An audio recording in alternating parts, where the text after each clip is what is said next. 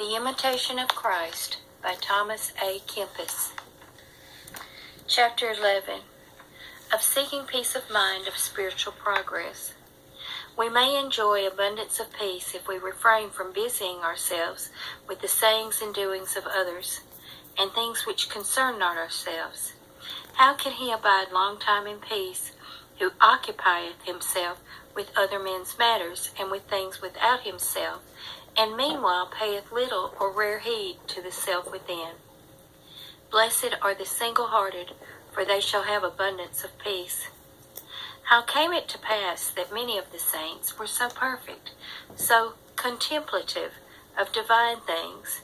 Because they steadfastly sought to mortify themselves from all worldly desires, and so were enabled to cling with their whole heart to God, and be free and at leisure for the thought of Him. We are too much occupied with our own affections, and too anxious about transitory things. Seldom, too, do we entirely conquer even a single fault, nor are we zealous for daily growth in grace. And so we remain lukewarm and unspiritual. Were we fully watchful of ourselves and not bound in spirit to outward things, then might we, wise until salvation, and make progress in divine contemplation. Our great and grievous stumbling block is that, not being freed from our affections and desires, we strive not to enter into the perfect way of the saints. And when even a little trouble befalls us, too quickly are we cast down, and fly to the world to give us comfort. If we would quit ourselves like men, and strive to stand firm in the battle, then should we see the Lord helping us from heaven. For He Himself is always ready to help those who strive and who trust in Him. Yes, He provideth for us occasions of striving, to the end that we may win the victory. If we look upon our progress in religion as a progress only in outward observances and forms, our devoutness will soon come to an end. But let us lay the axe to the very root of our life, that being cleansed from affections, we may possess our souls in peace. If each year should see one fault rooted out from us, we should go quickly on to perfection. But on the contrary, we often feel that we were better and holier in the beginning of our conversion than after many years of profession. Zeal in progress ought to increase day by day. Yet now it seemeth a great thing if one is able to retain some portion of his first ardor. If we would put some slight stress on ourselves at the beginning, then afterwards we should be able to do all things with ease and joy. It is a hard thing to break through a habit, and a yet harder thing to go contrary to our own will. Yet if thou overcome not slight and easy obstacles, how shalt thou overcome greater ones? Withstand thy will at the beginning, and unlearn an evil habit, lest it lead thee little by little into worse difficulties. Oh, if thou knewest what peace to thyself thy holy life should bring to thyself, and what joy to others, methinketh thou wouldst be more zealous for spiritual profit. Chapter 12. Of the Uses of Adversity.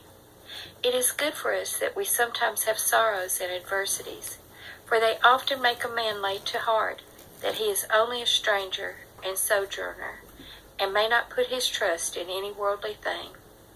It is good that we sometimes endure contradictions, and are hardly and unfairly judged, when we do and mean what is good. For these things help us to be humble, and shield us from vainglory. For then we seek the more earnestly the witness of God, when men speak evil of us falsely, and give us no credit for good. Therefore ought a man to rest wholly upon God, so that he needeth not seek much comfort at the hand of men. When a man who feareth God is afflicted, or tried, or oppressed with evil thoughts, then he seeth that God is the more necessary unto him, since without God he can do no good thing. Then he is heavy of heart, he groaneth, he crieth out for the very disquietness of his heart. Then he groweth weary of life, and would fain depart and be with Christ. By all these he is taught that in the world there can be no perfect security or fullness of peace. Chapter 13. Of resisting temptation. So long as we live in the world, we cannot be without trouble and trial. Wherefore it is written in Job, the life of man upon earth is a trial, and therefore ought each of us to give heed concerning trials and temptations, and watch unto prayer, lest the devil find occasion to deceive. For he never sleepeth, but goeth about seeking whom he may devour. No man is so perfect in holiness that he hath never temptations, nor can we ever be wholly free from them. Yet notwithstanding temptations turn greatly unto our profit, even though they be great and hard to bear. For through them we are humbled, purified, and instructed. All saints have passed through much tribulation and temptation, and have profited thereby. And they who endure not temptation become reprobate and fall away. There is no position so sacred, no place so secret, that it is without temptations and adversities. There is no man wholly free from temptation so long as he liveth, because we have the root of temptation within ourselves, in that we are born in concupiscence. One temptation or sorrow passeth, and another cometh, and always we shall have somewhat to suffer. For we have fallen from perfect happiness. Many who seek to fly from temptations fall yet more deeply into them. By flight alone we cannot overcome, but by endurance and true humility we are made stronger than all our enemies. He who only resisteth outwardly and pulleth not by the root shall profit little. Nay, rather temptations will return to him the more quickly, and will be the more terrible. Little by little, through patience and long-suffering, thou shalt conquer by the help of God, rather than by violence or by thy own strength of will. In the midst of temptation, often seek counsel, and deal not hardly with one who is tempted, but comfort and strengthen them as thou wouldest have done unto thyself. The beginning of all temptations to evil is instability of temper and want of trust in God.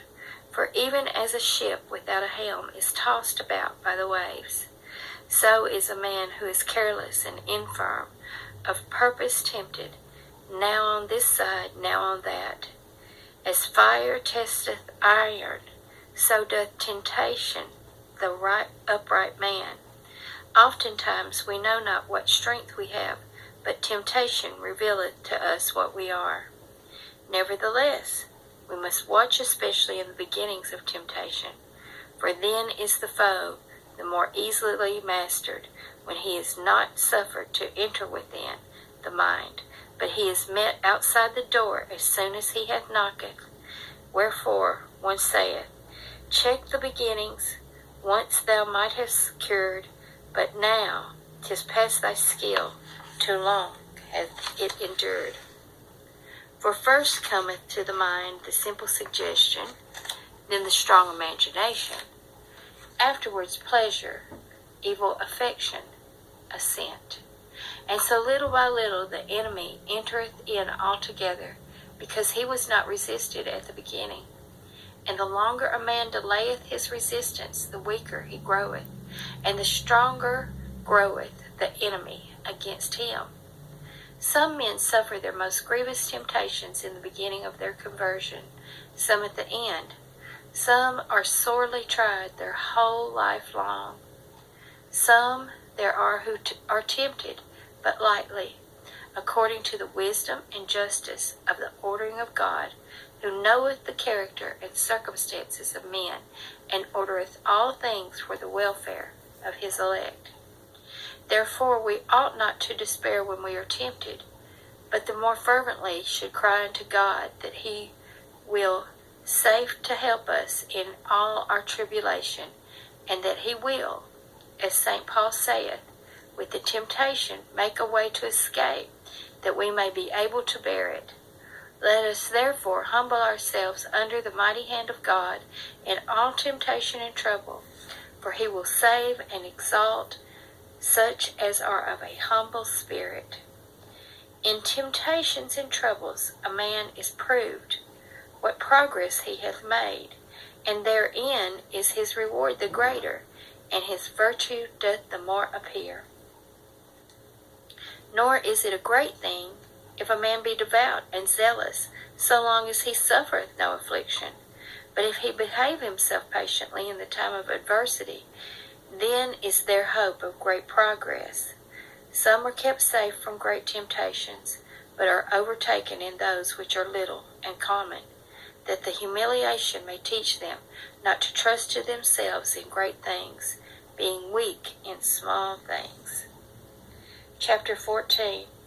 On avoiding rash judgment. Look well unto thyself, and beware that thou judge not the doings of others. In judging others a man laboureth in vain. He often erreth, and easily falleth into sin. But in judging and examining himself he always laboureth to good purpose. According as a matter toucheth our fancy, so oftentimes do we judge of it. For easily do we fail of true judgment because of our own personal feeling. If God were always the sole object of our desire, we should the less easily be troubled by the erring judgment of our fancy. But often some secret thought lurking within us, or even some outward circumstances turning us aside. Many are secretly seeking their own ends in what they do, yet know it not. They seem to live in good peace of mind so long as things go well with them and according to their desires. But if their desires be frustrated and broken, immediately they are shaken and displeased. Diversity of feelings and opinions very often brings about dissensions between friends, between countrymen, between religious and godly men. Established custom is not easily relinquished, and no man is very easily led to see with the eyes of another. If thou rest upon more than thy own reason or experience than upon the power of Jesus Christ, thy light shall come slowly and hardly. For God willeth us to be perfectly subject unto him, and all our reason to be exalted by the abundant love towards him. Chapter 15. For no worldly good whatsoever, and for the love of no man, must anything be done which is evil. But for the help of the suffering, a good work must sometimes be postponed, or be changed for a better. For herein a good work is not destroyed, but improved. Without charity no work profiteth. But whatsoever is done in charity, however small, and of no reputation it may be, bringeth forth good fruit. For God verily considers what a man is able to do, more than the greatness of what he does. He does much who loveth much. He does much who does well. He doth well who ministereth to the public good rather than to his own. Oftentimes that seemeth to be charity, which is rather carnality, because it springeth from natural inclination, self-will, hope of repayment, desire of gain. He who hath true and perfect charity in no way seeketh his own good, but desires that God alone be altogether glorified. He envies none, because he longs for no selfish joy, nor does he desire to rejoice in himself, but longs to be blessed in God as the highest good. He ascribes good to none save to God only, the fountain whence all good proceedeth, and the end, the peace, the joy of all saints. O he who hath but a spark of true charity has verily learned that all worldly things are full of vanity.